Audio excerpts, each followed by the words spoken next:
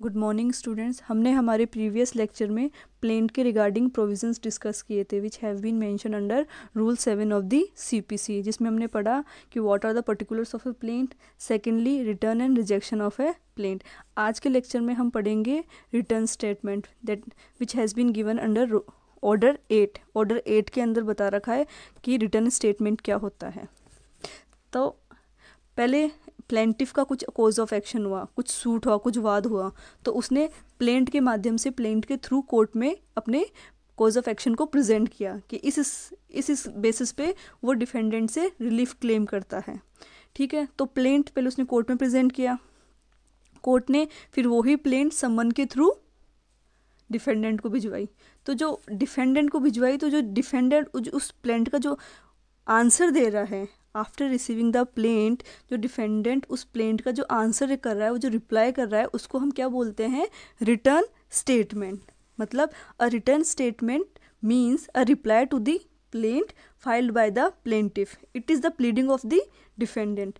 Plaint किसकी pleading है? Plaintiff की। और डिफेंडेंट की प्लीडिंग क्या है? Return statement. चलो तो अब देखते हैं कि ऑर्डर 8 का रूल 1 क्या कहता है। ऑर्डर 8 का रूल 1 कहता है कि when return statement may be file, कब रिटर्न स्टेटमेंट फाइल किया जाएगा?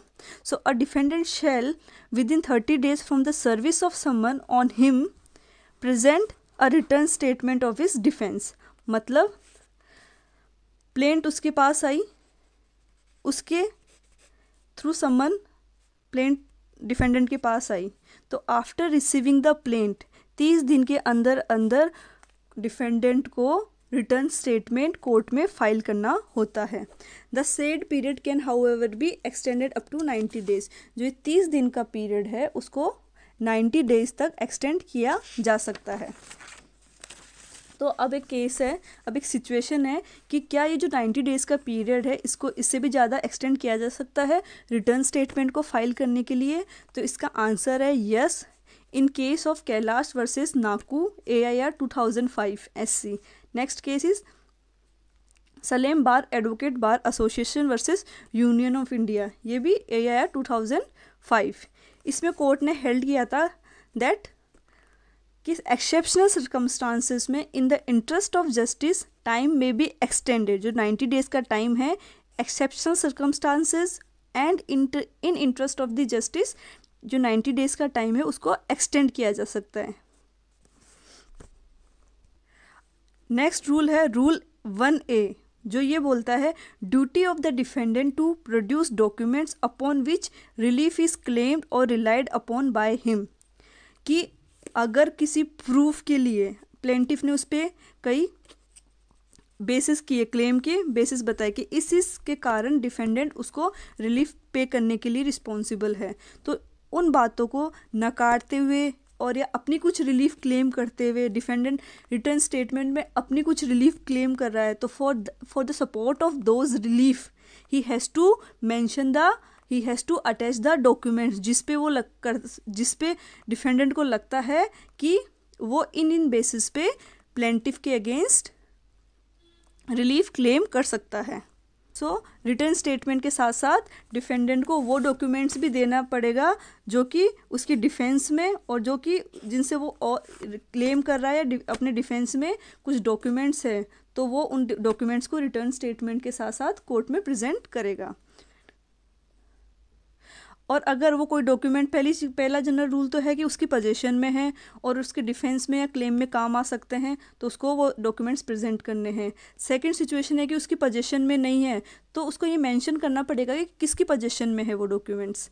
थर्ड है a document which ought to be produce but not so produce. कि डिफेंडेंट को कोई डॉक्यूमेंट प्रोड्यूस करना चाहिए था, ठीक है, जिस पे वो रिलाई करता है अपने डिफेंस के लिए, वो प्रोड्यूस करना चाहिए था कोर्ट के अंदर, पर उसने नहीं किया वो document produce, then it shall be received in evidence except with the leave of the court. मतलब कि कोई डॉक्यूमेंट था जो कि डिफेंडेंट को कोर्ट में प्रोड्यूस करना चाहिए था पर उसने नहीं किया, तो वो बाद में उसको एविडेंस के लिए रिसीव नहीं किया जा सकता without the permission of the court. तो जो ये हमने डॉक्यूमेंट्स के रिगार्डिंग जो प्रोविज़न पढ़ा है, वो क्रॉस एग्जामिनेशन, जो डॉक्यूमेंट्स प्रोड्यूस किए गए क्रॉस एग्जामिनेशन के लिए प्लेंटिफ के विटनेसेस को क्रॉस एग्जामिनेशन के लिए और for merely to refresh the memory of witnesses, तो इन पे ये रूल अप्लाई नहीं होगा डॉक्यूमेंट्स वाला, कि वहाँ पे कोर्ट की परमिशन की ज़रूरत नहीं पड़ेगी if any document is required for the cross examination of the plaintiff witnesses और merely handed over to a witness to refresh his memory. तो यहाँ पे भी अ पर्सन लाइक कोर्ट की लीव की ज़रूरत नहीं है। सो Rule 1A says that nothing in this rule shall apply to documents produced for the cross examination of witnesses or handed over to a witness merely to refresh his memory.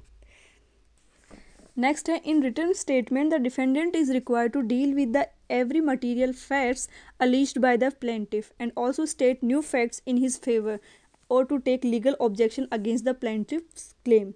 मतलब कि जो जो plaintiff ने अपनी plaint में material fact allies किए हैं defendant के अगेंस्ट में, तो डिफेंडेंट को उन सारे एलिगेशंस का रिप्लाई करना है, प्लस अगर उसके पास में कुछ नए फैक्ट्स हैं उनको भी मेंशन करना है,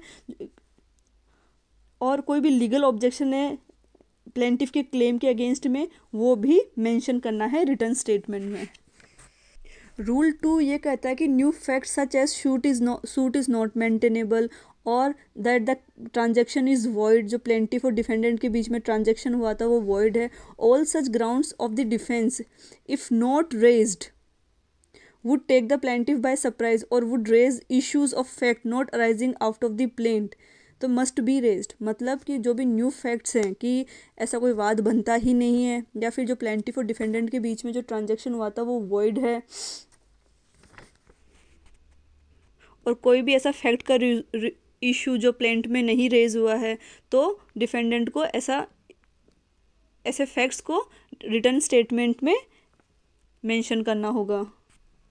सो as per rule 3, 4, 5 of the order 8, जो भी मटेरियल फैक्ट्स प्लेंट के अंदर है अगेंस्ट द डिफेंडेंट, तो उनको डिफेंडेंट को डिनाई करना पड़ेगा स्पेसिफिकली, जर्नली नहीं, स्पेसिफिकली क्लियरली डिनाई करना पड़ेगा कि he has not done anything so which has been maintained in the plaint which has been alleged in the plaint. So every denial of the defendant should be specific. और अगर defendant ऐसा कोई denial नहीं करता है तो उस allegation को ऐसा माना जाएगा कि डिफेंडेंट ने उस एलिगेशन को एक्सेप्ट कर लिया, एडमिट कर लिया है। सो आज के लेक्चर में हमने पढ़ा कि जो प्लेंट में जो एलिगेशन करता है डिफेंडेंट के अगेंस्ट, उसके रिप्लाई में डिफेंडेंट रिटर्न स्टेटमेंट फाइल करता है समन की सर्विसेज के जिस दिन उसको प्लेंट मिलती है उसके 30 दिन के अंदर, और ये 30 दिन 90 दिन तक भी एक्सटेंड हो सकते हैं।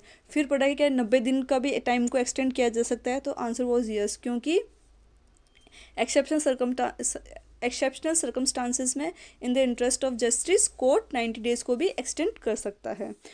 सेकंड था कि जो डिफेंडेंट अपने डिफेंस में जो पॉइंट ले रहा है और जो पॉइंट लिख रहा है उसके प्रूफ के लिए उसके पास डॉक्यूमेंट्स है, तो उसको वो डॉक्यूमेंट्स को प्रोड्यूस करने पड़ेंगे। और अगर वो उसकी पोजीशन में नहीं, पहली बात तो जनरल रूल तो ये है कि पोजीशन में होने चाहिए, अगर पोजीशन में नहीं है तो ही has to mention in the return statement कि किसकी पोजीशन में वो डॉक्यूमेंट्स हैं। थर्ड, अगर डॉक्यूमेंट उसको प्रोड्यूस करने चाहिए थे, मतलब साथ में रिटर्न स्टेटमेंट के साथ में अटैच करने चाहिए थे डिफेंडेंट को, पर उसने नहीं किए, तो बाद में वो उन डॉक्यूमेंट्स को without the permission of the court as an evidence use नहीं करवा सकता, कि अगर उसको डिफेंडेंट को लीव ऑफ द कोर्ट लेनी पड़ेगी। और ये प्रोविज़न, ये रूल कहाँ अप्लाई नहीं होता, जहाँ पे डॉक्यूमेंट्स को क्रॉस एग्जामिनेशन के लिए यूज़ किया जा रहा है या विटनेस की मेमोरी को फ्रेश करने के लिए लिया जा रहा है, तो ये प्रोविज़न अप्लाई नहीं होगा। नेक्स्ट है कि जो भी मटेरियल फैक्ट्स मटेरियल फैक्ट्स की एलिगेशन दी है प्लेंटिफ ने, सारे से डिफेंडेंट को हर एक एलिगेशन से डील करना पड़ेगा, कि हर एक एलिगेशन का रिप्लाई करना पड़ेगा रिटर्न स्टेटमेंट में, और हर एक एलिगेशन को डिनाई करना पड़ेगा, और वो डिनाइल होता है जो स्पेसिफिकली होना चाहिए, जनरल नहीं होना चाहिए। और अगर डिनाइल स्पेसिफिक नहीं है तो उन फैक्ट्स को, उन एलिगेशंस को एडमिट माना जाएगा। So that's all for today, thank you.